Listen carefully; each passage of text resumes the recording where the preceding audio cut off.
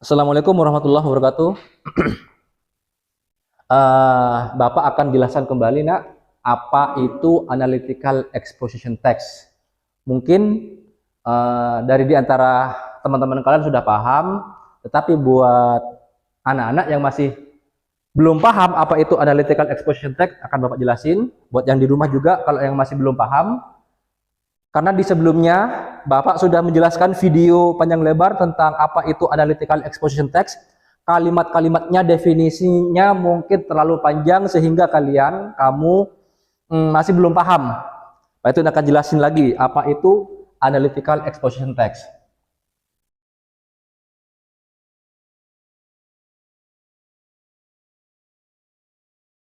Analytical exposition text.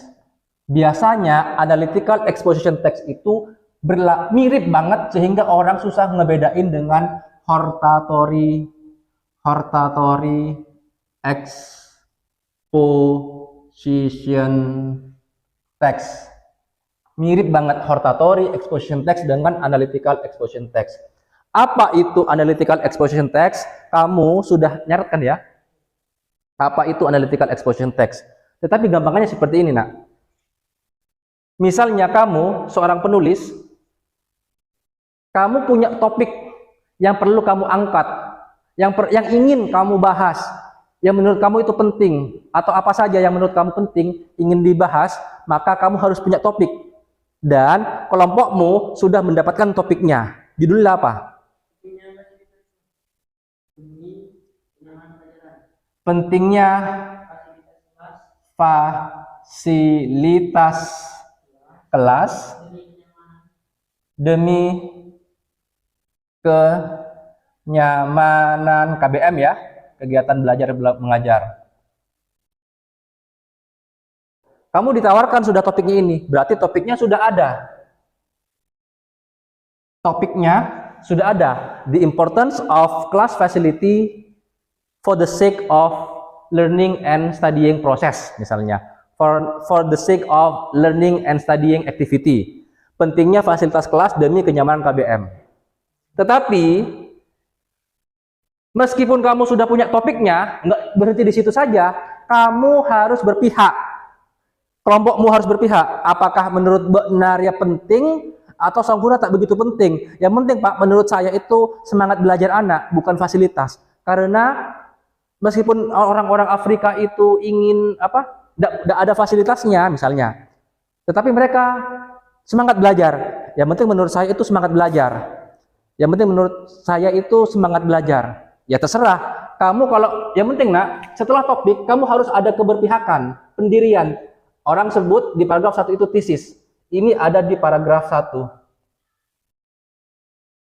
Paragraf 1. Setelah topik ini sudah kamu tahu, maka kamu di sini harus ada tesis. Apa itu tesis? Tesis itu bisa berupa pernyataan, dianggap disebut juga pernyataan. Kalau kamu bingung apa itu pernyataan, kamu bisa artikan juga sebagai posisi. Posisinya penulis. Kalau posisinya penulis masih bingung, kamu bisa sebut juga pendirian. Pendiriannya penulis. Kalau kamu masih bingung apa itu pendiriannya penulis, kamu bisa sebut juga keberpihakan. Sekarang saya tanyakan sama kamu, menurut kamu, nak, fasilitas kelas itu penting atau tidak dulu? Menurut kamu penting? Nah, masih rame. Jadi, kalau menurut kamu itu penting, berarti kamu keberpihakannya menurut kamu penting. Menurut kamu nggak penting, ya berarti keberpihakannya kamu nggak penting. Yang penting semangat belajarnya anak. Karena kamu sudah ada keberpihakan, berarti keberpihakannya kamu itu fasilitas kelas penting. Ini tesisnya kamu. Maka setelah kamu punya, ini ada di paragraf 1. Caranya gimana, Pak Edwin? Caranya gini, kamu buka dengan hal-hal yang umum. Misalnya di negara Indonesia yang sedang berkembang, pendidikan Indonesia, ceritakan apa? Terus juga dari hal-hal yang umum dulu. Dari hal-hal yang umum ceritakan, lalu semakin lama semakin mengerucut tentang fasilitas sekolah. Fasilitas sekolah merupakan salah satu sarana penunjang demi kenyamanan belajar. Maka dirasa perlu untuk melengkapi fasilitas kelas demi kenyamanan KBM. Di paragraf 1 sudah ada keberpihakan. Sehingga di paragraf kedua dan seterusnya, di paragraf kedua dan seterusnya, dan DST dan seterusnya, misalnya gini, kamu nanya ke Bapak, Pak Edwin, menurut Bapak fasilitas kelas itu penting apa enggak? Kak, misalnya takkan tanya ya, Pak Edwin, menurut Bapak fasilitas kelas itu penting apa enggak? Pak Edwin jawab, enggak nak, fasilitas kelas itu enggak penting demi kenyamanan KBM. Kamu apa pertanyaan selanjutnya? Loh kok bisa Pak? Terus apa pertanyaan selanjutnya? Kenapa Pak? Iya kan? Iya kan? Bentar.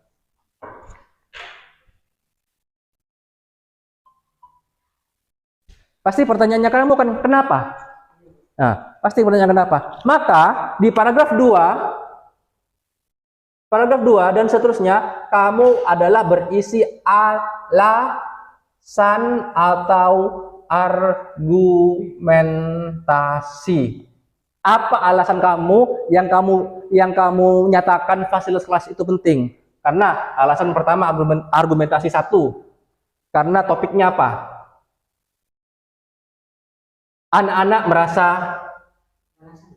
Anak-anak siswa atau siswa merasa nyaman jika fasilitas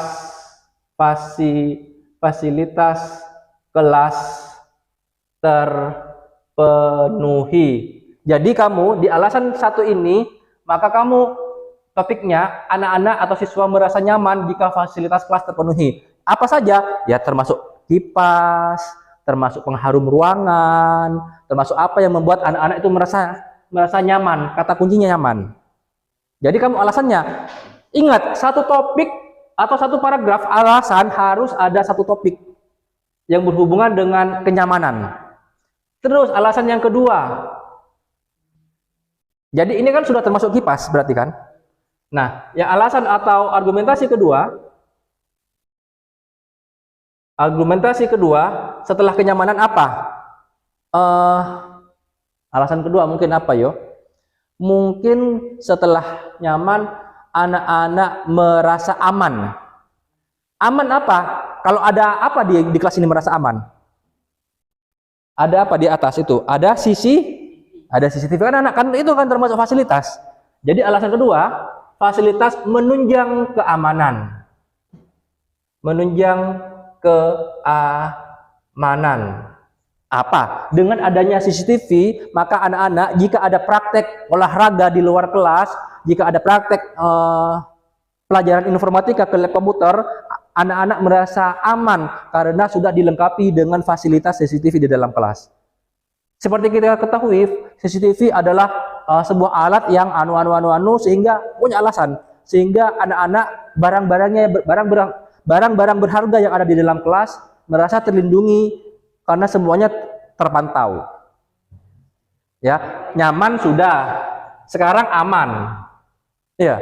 Sekarang alasan ketiga, alasan atau argumentasi ketiga apa? Nyaman sudah, aman sudah, menunjang kegiatan akademik. Ya. Alasan yang ketiga, pentingnya fasilitas kelas menunjang kegiatan akademik. Apa kira-kira alat-alat atau fasilitas yang menunjang kegiatan akademik? Ini spidol, iya kan? Proyektor, iya kan? Penghapus. Jadi dengan kan kadang kelas itu kan tidak ada spidolnya. Anak-anak harus pokoknya kan kekurangan spidol segala macam. Kalau lengkap kan menunjang banget kegiatan akademik. Kalau ada misalnya ada proyektor di satu kelas itu kan menunjang banget, gurunya, kamunya juga untuk presentasi, menunjang kegiatan akademik. Apa boleh alasannya? Pak Edwin, berapa banyak alasan? Ya terserah kamu. Semakin banyak paragraf untuk alasan atau argumentasi, maka yang membaca semakin yakin kalau fasilitas kelas itu sangat penting. Setelah itu, nak, misalnya ada berapa alasan, Pak Edwin sebutkan 3 saja. Lalu di paragraf terakhir, ngerti? Nah, di paragraf terakhir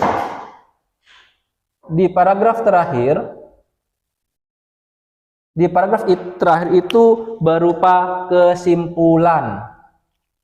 Nah, ini kan berarti kan udah dirasa penting. Spidolnya udah mati, berarti ini spidolnya kok udah ada, berarti spidol itu sangat menunjang kegiatan akademik. Paragraf terakhir berupa kesimpulan. Caranya gimana menyusun paragraf terakhir? Kesimpulan. Berdasarkan alasan-alasan di atas, ada berapa alasan ini? Ada 3. Maka dapat disimpulkan fasilitas kelas sangat penting demi kenyamanan kegiatan belajar dan mengajar. Mengingat alasan-alasan tersebut dan lain-lain. Jadi di kalimat-kalimatnya ditambahin bukan hanya 1, 2, 3, ya diluasin sedikit lalu mengerucut berdasarkan data-data di atas. Misalnya seperti ini Pak, paragraf terakhirnya. Kita sudah melihat argumentasi di atas. Mengapa fasilitas sekolah itu dirasa penting? Karena yang pertama, berdasarkan argumen di atas, fasilitas kelas itu sangat menunjang kenyamanan proses belajar mengajar. Di sisi lain, fasilitas kelas juga sangat menunjang keamanan dari kelas itu sendiri. Dan di sisi lain juga, misalnya, fasilitas kelas juga menunjang kegiatan akademik.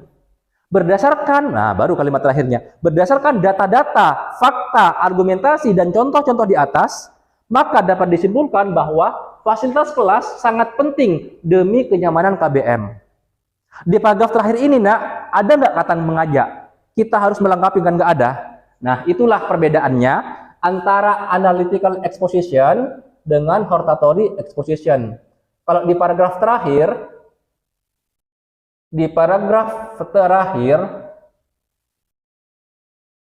itu hanya berisi kesimpulan atau reiteration, kesimpulan. Sedangkan kalau di hortatory exposition itu di paragraf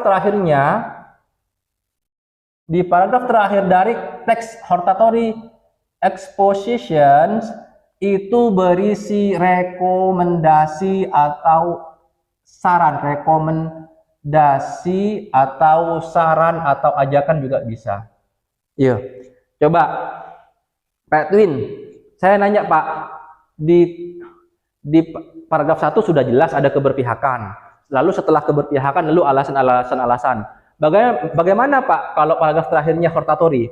Kalau hortatory, nanti ujung-ujungnya seperti ini. Berdasarkan data-data dan fakta-fakta di atas, atau berdasarkan argumentasi di atas, maka disarankan fasilitas kelas perlu dilengkapi demi kenyamanan KBM. Karena kata disarankan atau seharusnya itu menjadi hortatory exposition. Yang membedakan hanya paragraf terakhir saja.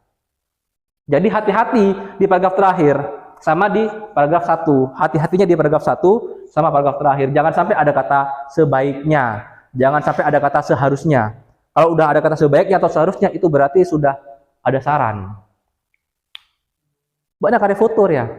Foto karya nyusun sudah, difoto saja. Ya. Kamu tinggal kembangkan sendiri di rumah sama kelompoknya. Sama anggotanya. Ya. Buat karya distribusi, buat nahan alakoni alasan segenol tentang keamanan, buat tentang kenyamanan, engkau tentang akademik gitu. Iya. Udah? Oke. Iya, gampang kan? Semoga ini juga buat teman-teman kamu ataupun di kelas lain yang kurang mengerti, nanti bisa melihat video ini udah jelas. Oke, nak? Langsung pulang. Pada Pujeng kan? Sudah. Oke, bagus. Assalamualaikum warahmatullahi wabarakatuh.